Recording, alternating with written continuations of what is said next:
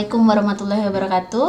Hari ini saya akan menyampaikan perubahan skema praktek kerja lapangan tahun ajaran 2019-2020 program studi D3 Administrasi Logistik. Bersama saya, PIC PKL Anda, Iva Saidatun Tias. Oke, untuk pelaksanaan PKL, berdasarkan surat edaran nomor 314, maka mahasiswa tidak diizinkan melakukan survei lapangan dari tanggal 23 Maret sampai 2 Mei. Oleh karena itu, bagi mahasiswa yang sedang melakukan kegiatan PKL diharapkan untuk menyampaikan surat edaran dari Prodi dan Wadir 3 terkait hal ini kepada perusahaan. Nah, permasalahannya adalah dari mana surat Wadir 3? Surat dari Wadir 3 ini akan ditujukan kepada perusahaan dan dapat mahasiswa minta melalui dosen pembimbing Anda masing-masing. Nanti akan dibuatkan.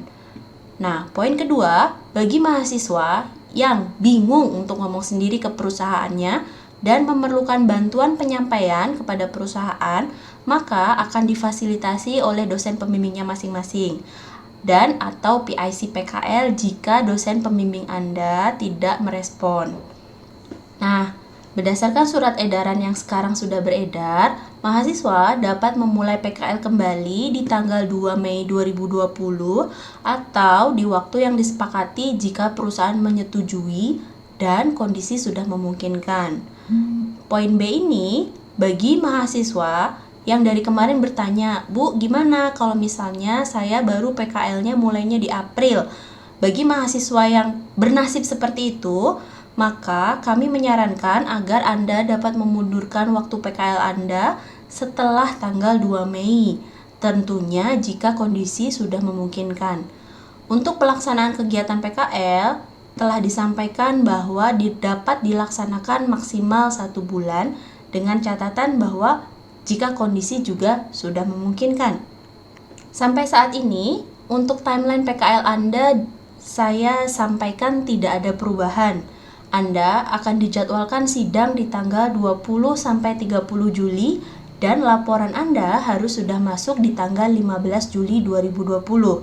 Tetapi jadwal ini, dari mulai jadwal pengumpulan laporan dan juga jadwal sidang, ini akan ditinjau kembali melihat kondisi yang ada dan juga perubahan mungkin saja terjadi dan akan saya umumkan jika itu terjadi. Yang dapat Anda lihat di sini, ini adalah rekap data PKL D3 Administrasi Logistik yang saya dapatkan dari Excel yang sudah Anda isi.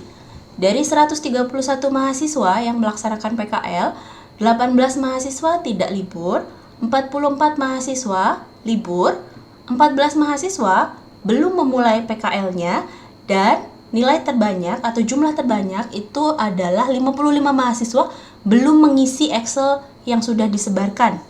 Nah, beberapa dari kalian dari kemarin sudah mulai bertanya, Bu, gimana kalau begini, gimana kalau begitu? Setelah saya rangkum semuanya, di sini ada beberapa kategori dari mahasiswa D3 Administrasi Logistik. Kategori pertama adalah yang sudah memulai PKL. Sudah memulai PKL ini nantinya akan dibagi kembali menjadi 2 kategori, yaitu kategori 1A, sudah mendapatkan permasalahan dan data untuk TA.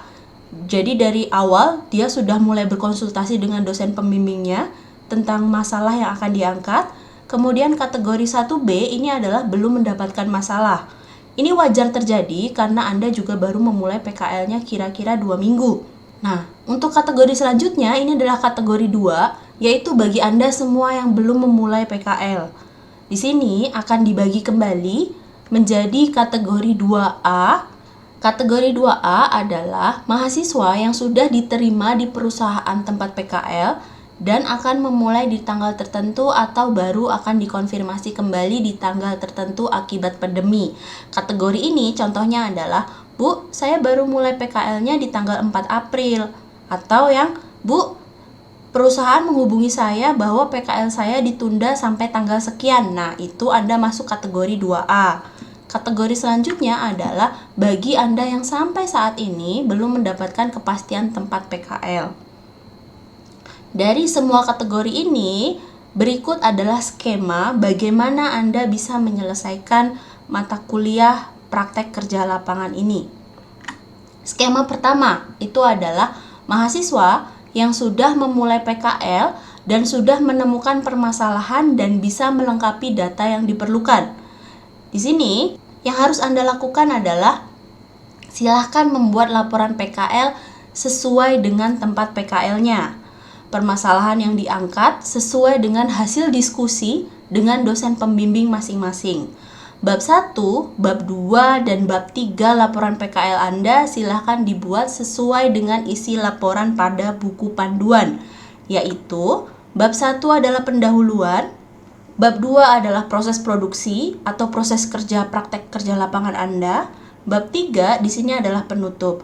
Ada sedikit revisi dari buku panduan Anda, di mana di buku panduan dinyatakan Anda harus melengkapi dengan 10 paper.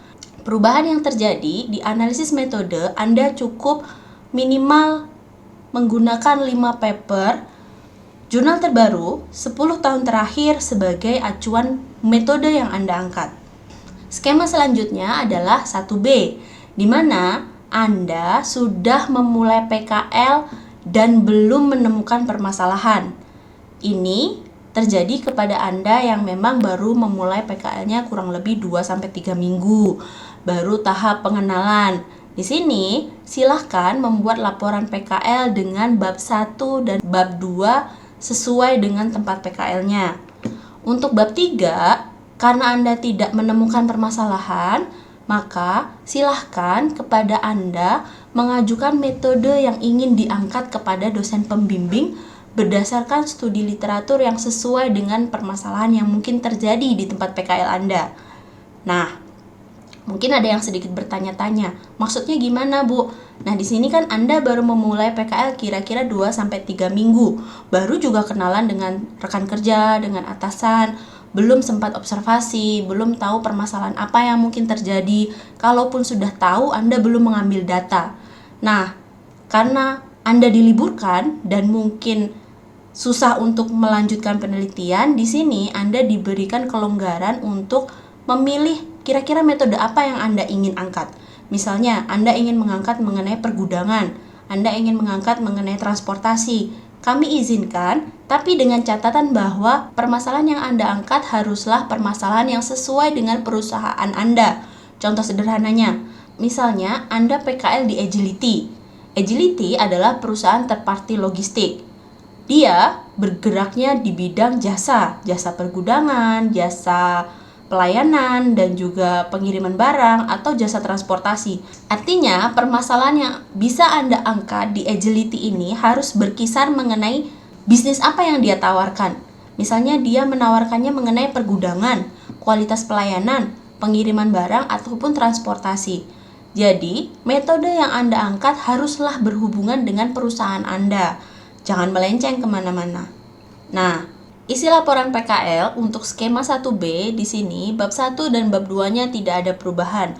Anda tetap menuliskan mengenai gambaran umum perusahaan, sejarah perusahaan, logo, visi dan misi perusahaan, struktur organisasi, dan juga di bab 2-nya tetap menggambarkan mengenai flowchart proses produksi atau jasa, serta proses kerja Anda di bagian divisi Anda melakukan proses pemagangan. Di sini seharusnya untuk bab 1 dan bab 2 meskipun baru magang 2-3 minggu, seharusnya Anda sudah bisa mengerjakan bab 1 dan bab 2-nya. Nah, perbedaan baru terjadi di bab 3-nya, di mana di bab 3 ini 3.1 isinya berubah menjadi masalah dan metode yang dipilih beserta penjelasan mengenai pengertian dan manfaat metode. Contohnya, misalnya tadi sedang membahas mengenai agility. Nah, setelah Anda melakukan observasi selama PKL 2-3 minggu ini, Anda kan sudah tahu agility bergeraknya di bidang apa.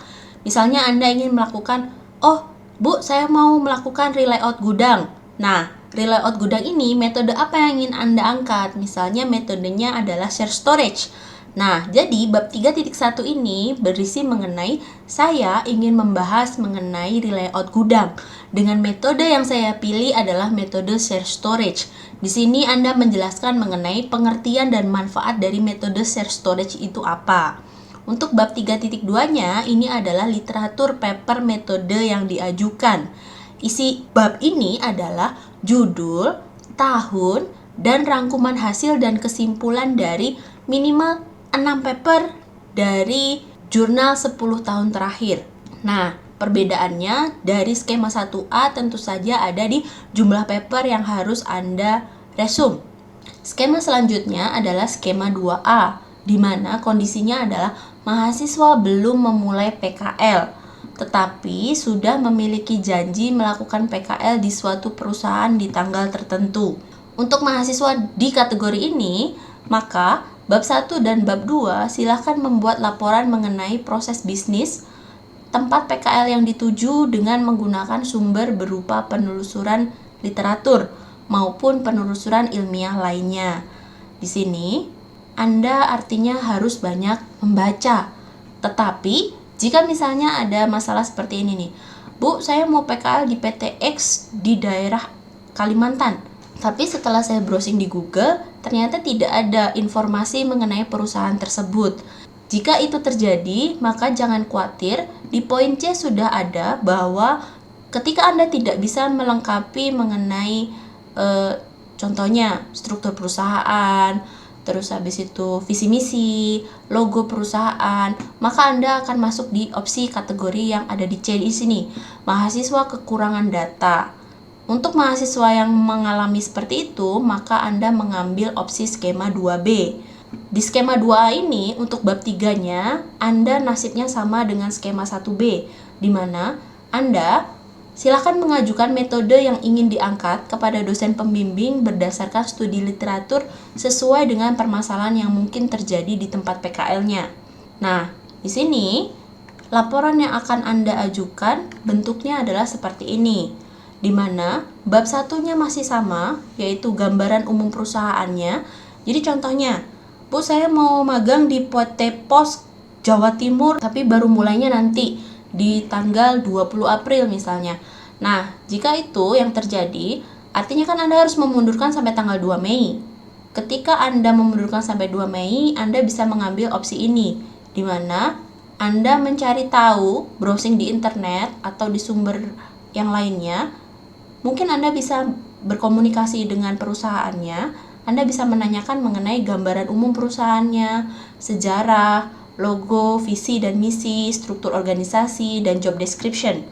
Di sini, bab 1-nya masih tidak ada perubahan. Nah, untuk bab 2, di sini baru mulai ada perubahan, di mana karena Anda belum memulai PKL, pastinya Anda belum mengetahui flowchart proses kerja di bagian Anda PKL. Orang belum mulai PKL kan nggak mungkin tahu ya. Nah, bab 2.2 Anda dirubah menjadi pemetaan supply chain dari perusahaan tersebut. Bab 3, bagian penutup ini, kategorinya sama dengan isi laporan PKL skema 1B. Perbedaannya adalah di bagian 3.2, di mana untuk skema 2A ini, Anda minimal menggunakan 7 paper. Skema selanjutnya, ini adalah skema 2B. Kepada mahasiswa yang sampai detik ini sudah berdiskusi dengan saya, Bu, saya belum mendapatkan tempat PKL. Tenang, Anda masuk di kategori skema 2B ini, yaitu mahasiswa yang belum mendapatkan kepastian tempat PKL sampai detik ini. Nah, kepada Anda yang mengalami nasib ini, silahkan melakukan studi literatur mengenai proses bisnis sebuah perusahaan. Di sini, karena Anda tidak boleh melakukan survei lapangan, maka tentunya modal Anda adalah browsing di internet. Di sini, syaratnya ada 2, yaitu 1 adalah perusahaan yang diangkat harus bergerak dalam bidang logistik. Yang kedua, perusahaan bentuknya adalah perseroan terbatas. Jadi, kalau yang punya saudara perusahaannya bentuknya masih CV, mohon maaf, itu tidak bisa diangkat. Yang selanjutnya adalah silahkan mahasiswa mengajukan metode yang ingin diangkat kepada dosen pembimbing berdasarkan studi literatur sesuai dengan perusahaan yang diteliti. Statusnya sama dengan yang skema 1B. Untuk laporan Anda, di sini sama dengan isi laporan PKL skema 2A. Perbedaannya hanya di bagian mengenai bab 3.2, yaitu Anda menggunakan 8 paper. Nah, sekarang bagian selanjutnya adalah syarat paper apa yang bisa Anda gunakan.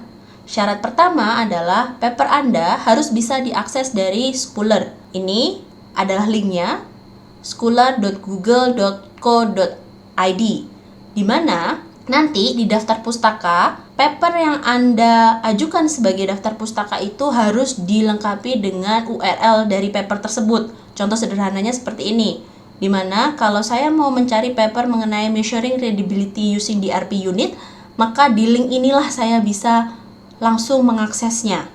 Nah, ini harus Anda sertakan di daftar pustaka. Kemudian, syarat selanjutnya adalah paper yang digunakan adalah paper 10 tahun terakhir. Karena sekarang tahun 2020, maka paper paling tua yang boleh Anda gunakan adalah paper tahun 2010.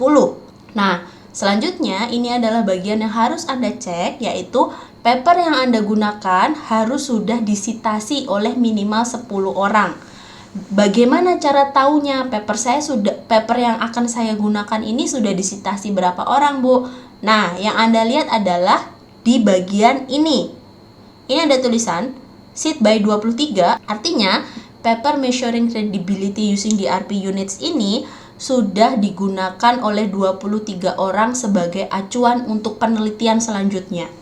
Nah, sekarang ini adalah skema pengajuan paper Anda, di mana yang pertama itu adalah Anda, mahasiswa, mengajukan paper kepada dosen pembimbing. Dosen pembimbing Anda akan memeriksa paper Anda. Ketika ditolak, ya berarti semangat, Anda harus mencari paper baru. Nah, kalau misalnya paper diterima, maka nanti dosen pembimbing Anda akan mengatakan, oke, silahkan lanjutkan. Nah, di sini maksud membuat bukti paper diterima ini bukan berarti harus saya menyatakan bahwa mahasiswa atas nama ini telah saya setujui, bukan seperti itu. Cukup persetujuan dari dosennya saja bahwa oke, paper Anda boleh digunakan, silahkan dilanjutkan. Nah, nanti kalau misalnya batas paper Anda sudah selesai, misalnya, saya skemanya 2B, Bu, berarti saya harus 8 paper.